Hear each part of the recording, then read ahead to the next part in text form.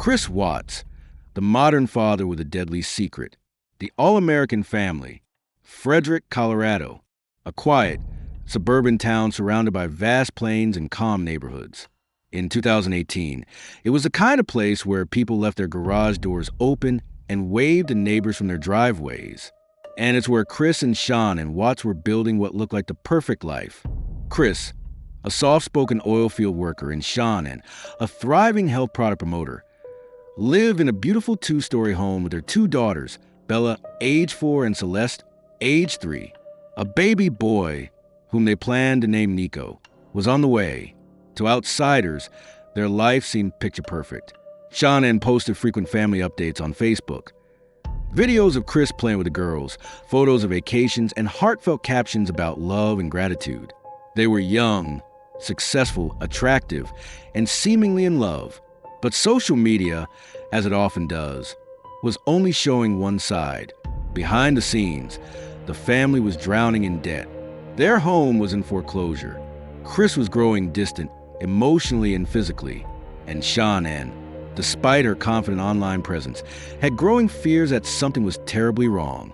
She was right. A man changing. Chris wasn't the type of man anyone suspected would kill. Friends called him the quiet one. At family gatherings, he let Shanann lead the conversation while he quietly smiled and nodded. He was a dependable worker, a hands-on dad, and to most, an easygoing guy. But in early 2018, Chris began changing. He started working out obsessively, lost weight, bought new clothes, and grew emotionally cold toward Shanann. She noticed, so did her friends. During a work trip to North Carolina, Shanann confided in close friends and family. She told them Chris was acting distant, uninterested in the baby, and that he refused intimacy. He even ignored her ultrasound appointment for their unborn son. What she didn't know, at least not yet, was that Chris was having an affair. Her husband, the quiet family man, had fallen in love with a coworker named Nicole Kessinger. She was younger, adventurous, and in Chris's eyes, represented a fresh start. To be with her, he'd have to destroy the life he already had. And in his twisted logic, there was only one way to do it.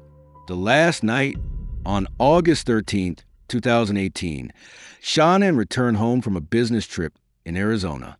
A doorbell camera caught her arriving at 1:48 a.m. Her friend Nicole Atkinson had dropped her off. It would be the last time anyone saw her alive. The next day, Shanann missed her doctor's appointment. She didn't answer texts or calls. Concerned, Nicole drove to the house, knocked on the door, and eventually called the police. Chris arrived shortly after.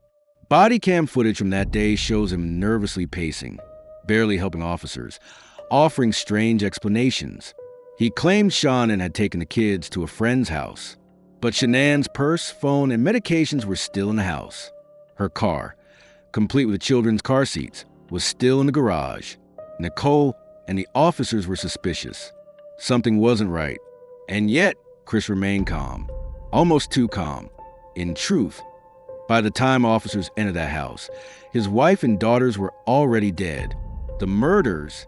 Later, during a confession, Chris described what happened in chilling detail. He said that after a brief argument early that morning, he strangled Shanann in their bedroom while she was 15 weeks pregnant. Then, while she lay dead on the bed, Bella and Celeste walked in. "Is Mommy okay?" one of them asked. What happened next is almost too horrifying to repeat. Chris wrapped Shanann's body in a sheet and loaded it into his truck, placing it on the floorboard. He then loaded the two little girls into the back seat, alive. He drove them 45 minutes to an oil site owned by his company. There, he buried Shanann in a shallow grave, then smothered Celeste with her own blanket and dropped her body into an oil tank.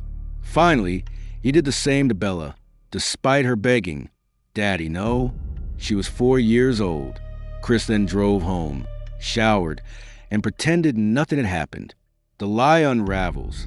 Chris appeared on local news, pleading for his family's safe return. He gave interviews, fake concern, and looked into the camera asking Shanann to come home. But the lies were cracking.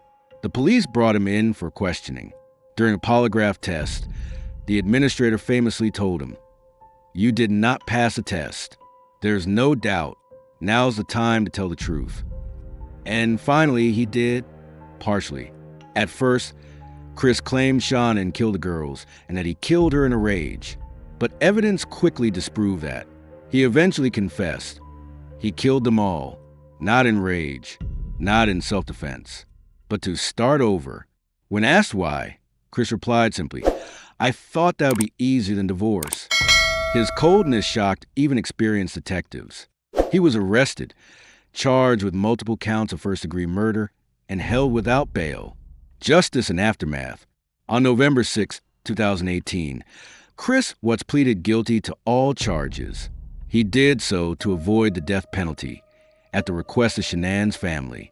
He was sentenced to 5 life sentences without the possibility of parole, plus an additional 48 years for the unlawful termination of Shanann's pregnancy and 36 years for tampering with evidence.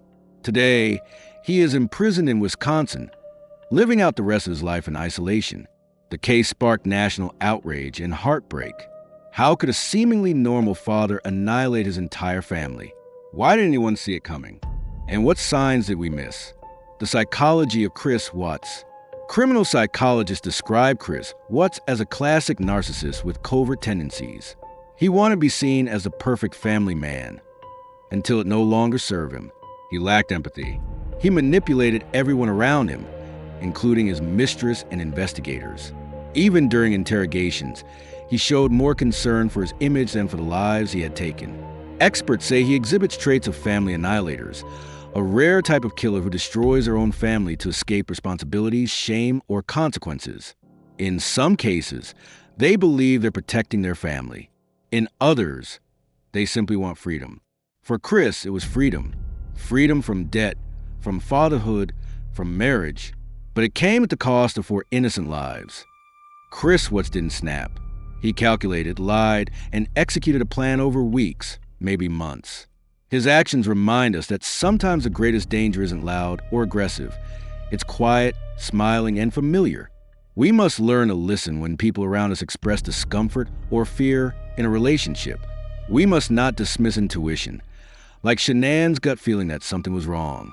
And most importantly, if you're in a situation where someone's behavior changes dramatically, grows distant, or becomes deceptive, don't ignore it. Behind every perfect Instagram post, every smiling photo, there could be a hidden truth. If you or someone you know is in a toxic or dangerous relationship, please reach out. There are hotlines, counselors, and people who will listen, because sometimes the people who hurt us most are the ones we trusted the most. Subscribe for episode 3, Ronald Gene Simmons, Christmas Massacre of 14 Family Members. Comment your thoughts. Need help? Call your local domestic abuse or mental health support hotline.